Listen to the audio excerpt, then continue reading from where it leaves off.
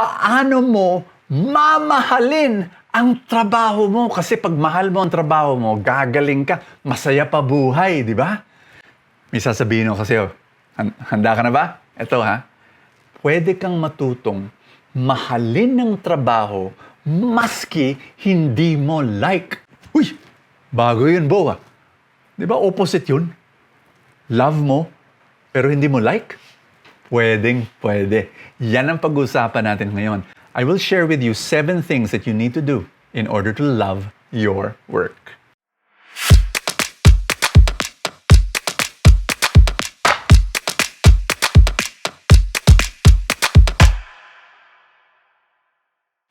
Number 1, alam mo yung trabaho mo, ano yan halo-halo. May mga bagay sa trabaho mo na ayaw mo. Ayaw mo nito, ayaw mo niyan, ayaw mo yung boss mo, ayaw mo. Oo, gets ko na yon. Pero ano yung mga bagay-bagay sa trabaho mo na gusto mo? Siguro gusto mo yung office mate. Siguro gusto mo yung out of the 3 assignments na meron ka, yung pangatlo. Okay naman sa'yo yun So, isulat mo yun. Magpasalamat ka kay Lord. Blessed ka Di ba? Yun ang ating hashtag 9010 challenge sa linggong ito. I want you, before you sleep, write down 9 blessings. No? Tapos 1 prayer. I-post mo sa Facebook para nagbabago yung isip mo. Na blessed ka Sure, may problema ka. Pero 10% lang ng buhay mo yan. 90% blessed ka. At gusto ko ilagay mo sa Facebook, post mo, para ikaw rin, hashtag 9010 challenge, search mo, lahat lalabas yung mga gumagawa ng challenge na to. Pagdasal mo sila. Kasi may prayer yun, di ba? 9 blessings and 1 prayer. Tapos ikaw rin, pagdadasal ka nila. And we become a community of prayer dito sa mga nanonood ng full time. So that's number 1. Number 2, make 1 small change. Once a week. May kwento ako sa inyo. Merong isang tao, clerk. Tapos, ang ginawa niya, iniisip niya, anong pwede kong change na gagawin sa buhay? Alam mo, simpleng-simple, yung pananamit niya. He started dressing up well, better. Alam mo, pagpasok niya sa opisina, yung ibang tao tumingin sa kanya, uy, kala namin manager. Clerk lang siya. Pero dahil iba yung pananamit niya, parang nagkaroon siya ng confidence. Parang, uy, naging straight yung likod niya, no? Tapos he was more proactive. No, pag nagsasalita siya, parang merong conviction. Alam mo, gumaling siya. Bakit? Pananamit lang. Ano yung isang bagay na pwede mong gawin sa trabaho mo? Isang pagbabago once a week. No? Something that you can change. Baka the time that you go in, maybe you need 10-15 minutes before time para you can prepare. Ano yung isang bagay? Basta once a week, baguhin mo. Number 3, ask help sa mga bagay na hindi mo kaya or mahina ka doon. Kasi you don't like. Bakit? Baka kasi hindi mo nga kaya, pero what if you raise your skill level? Baka pwede na. Number 4, ito gusto ko. Eat the frog. Kainin mo yung palaka. Bo, ano yan? Yung palaka, ang simbolo ng mga bagay sa trabaho mo, mga gawain mo sa trabaho mo na ayaw mo. Unahin mo yon. Tapusin mo na para ang reward mo, yung mga trabaho na gustong-gusto mo. Alam mo, dati, wala naman tayong staff di ba? Wala akong staff. So, kasi ngayon, ano yung mga bagay-bagay na ayokong gawin? Administration, mga detalye, di ako mabusisi. So, ang ginagawa ko, delegate, di ba? Kasi meron na tayong staff. Lumaki na tayo sa organization. Pero dati, nung umpisa ako magtrabaho, wala naman akong staff. So, kailangan kong gawin. Ang ginawa ko, eat the frog. Tapusin ko yung mga bagay na ayoko.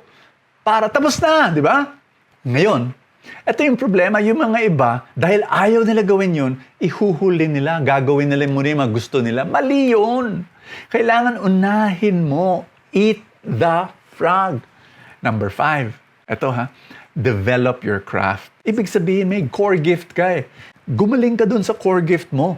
Get mentors, take a course, magbasa, no? Manood ng mga video katulad nito. Develop your craft. Gagaling ka. And when you become better, you become more blessed. More people are more blessed as well. Number 6, ito importante. Grow yourself daily. May mga tao lumapit sa akin, sinabi nila may problema sila sa trabaho. Hindi lang trabaho pala at problema nila. Problema nila, pamilya. Problema nila, relationships. Problema nila, unhealthy lifestyle. Oo. So, nahahawa lang yung trabaho.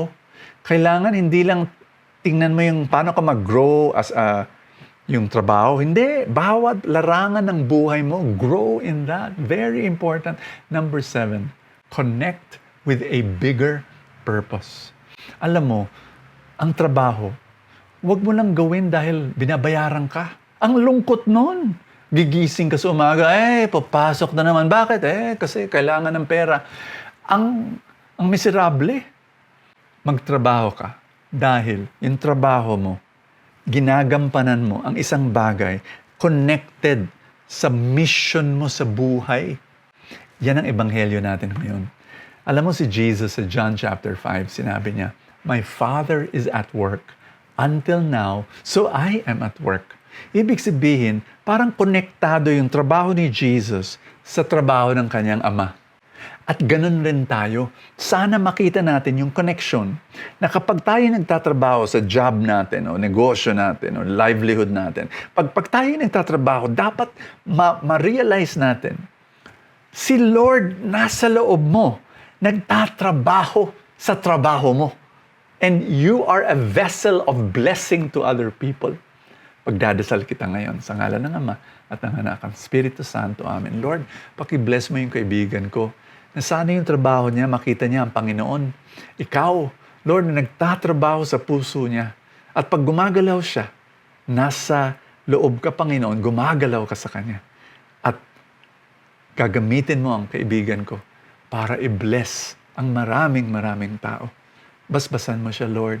Amen and amen. In the name of the Father, and of the Son, and of the Holy Spirit. Amen.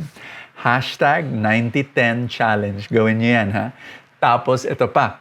Gusto kong magpasalamat sa mga full-time supporters at lahat ng mga tumutulong. Because of you, nagagawa natin to.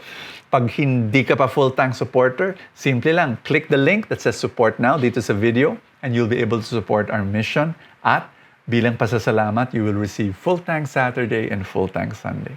Salamat sa mga nagpapadala ng stars. I will see you tomorrow.